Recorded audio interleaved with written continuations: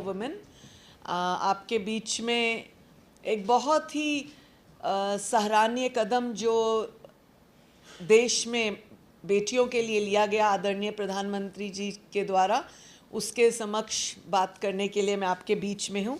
आप सभी जानते हैं कि महिलाओं के अधिकारों के लिए ये सरकार हमेशा से तत्पर रही है, चाहे वो गैस चूल्हे की बात हो, चाहे वो घर घर नल की बात हो, चाहे वो सभी महिलाओं को पेंशन की बात हो, चाहे 3 बेटियों के लिए शिक्षा उनको देने की बात हो, या उनके लिए सम्मान राशि की बात हो। कोई भी ऐसी बात जो बेटियों से जुड़ती है उसके लिए हमारी ये सरकार हमेशा तत्पर रही।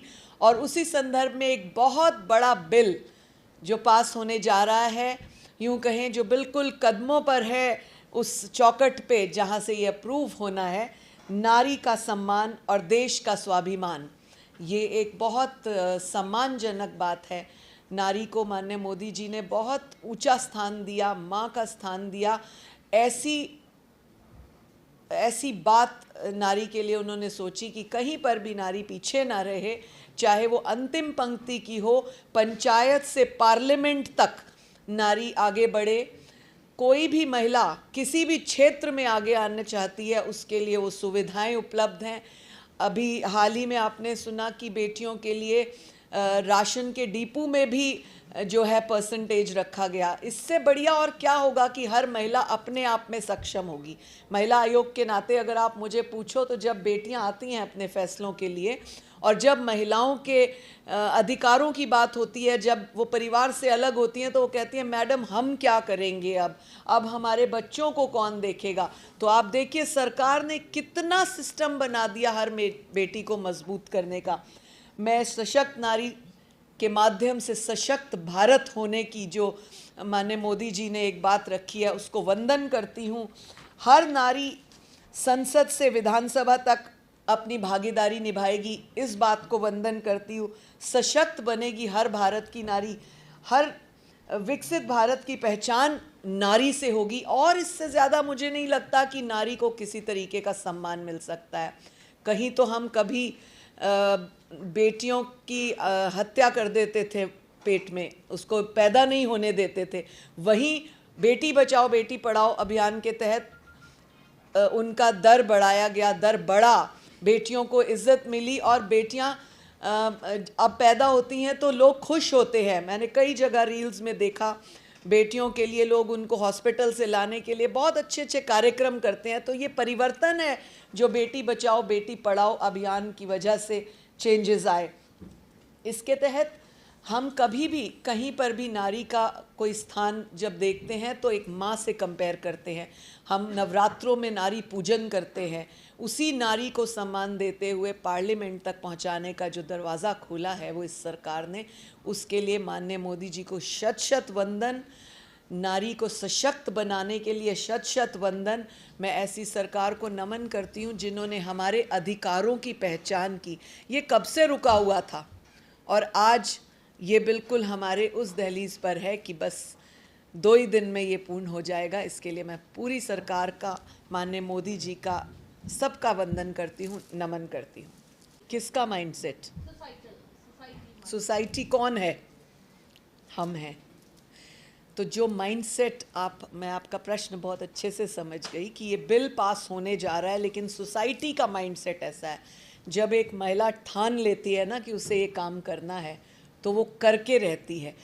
दिशा और दशा वो खुद बना लेती है। हर महिला अपना रास्ता खुद बना सकती है। वो समय गया जब लोग कहते थे कि यहाँ पर औरत कैसे आए। तो अब हर महिला अपना स्थान बनाना जानती है, उसको एक द्वार मिला है, उसको एक लाइन मिली है, उसको एक मौका मिला है। वो कहीं पीछे नहीं हटेगी, कहीं नहीं चूकेगी। ये सोसाइटी भी हम हैं, ये दरवाज़ा रोकने वाले भी हम हैं। जहाँ हम नारी शक्ति वंदन अधिनियम को लागू करने जा रहे हैं वहाँ इन लोगों की हम क्या बात करें। इनको आना होगा, 18 तारीख को इनको सम्मन किया है, ये पहुँचेंगे। अब अगर मैं ये पूछूं अपनी बहन के इस क्वेश्चन के बाद ये कौन शब्द यूज़ कर रहा है तो किसका नाम आता है? ये हाँ, ये ठीक है, आपने बात को घुमाया।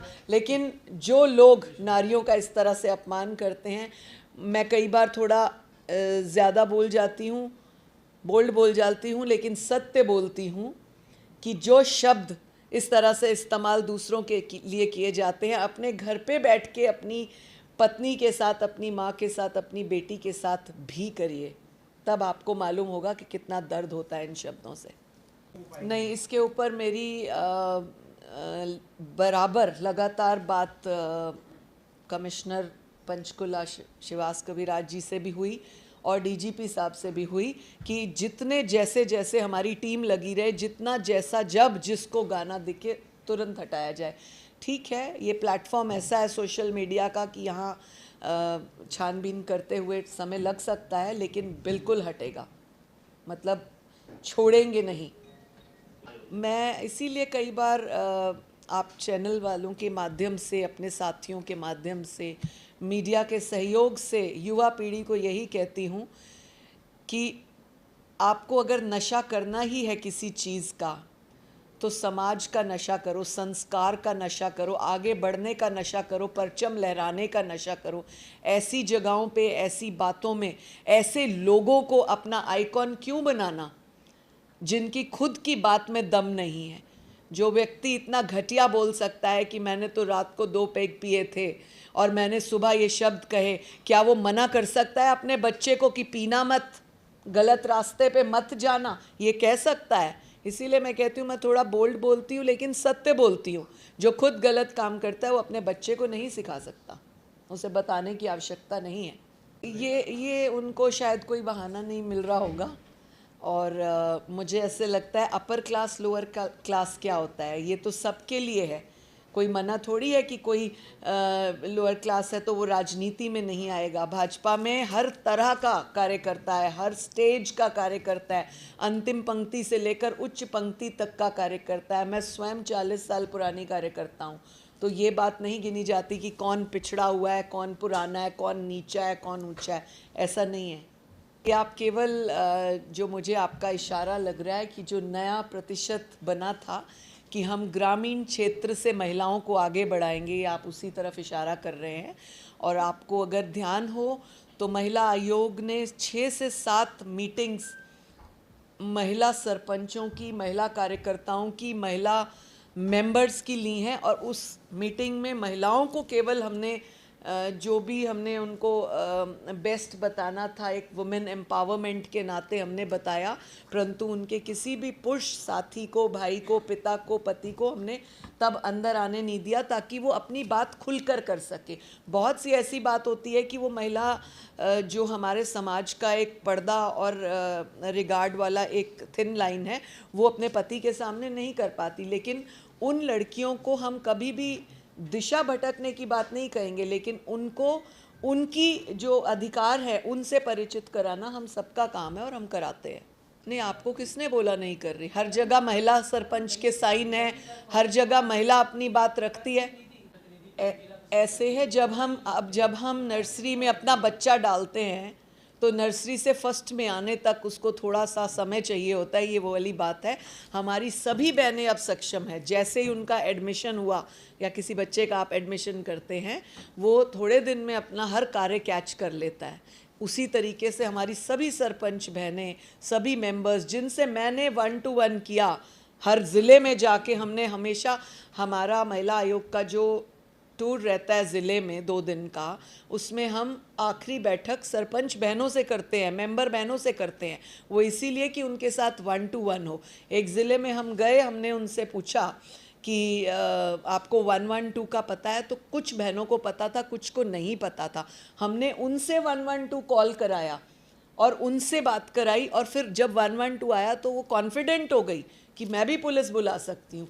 तो ऐसे कोई भी चीज़, किसी को हम किसी चीज़ में डालते हैं, किसी क्षेत्र में भेजते हैं, तो उतना वक्त तो लगेगा जितना हम पढ़ाई करते हैं। इसमें 2 बातें हैं भाई साहब। अगर पुरुषों को चाहिए कि वो अपनी पत्नी को इंडिपेंडेंस दे, या तो पुरुषों को चाहिए जब अपनी पत्नी को आगे किया तो इंडिपेंडेंस दे, पुरुषों को भी चाहिए कि वो अपनी वाइफ को इंडिपेंडेंट करें। ये जो एक बैरियर बना हुआ था उसी को खोला गया है। इसीलिए सरपंच बहनें हैं, इसीलिए फर्स्ट स्टेज पर भी चुनाव लड़े जा रहे हैं, बेटियों को आगे किया जा रहा है। और अब आप देखिए, इसीलिए तो कहा है ये संशोधन जो है पंचायत से पार्लियामेंट तक का सफ़र है।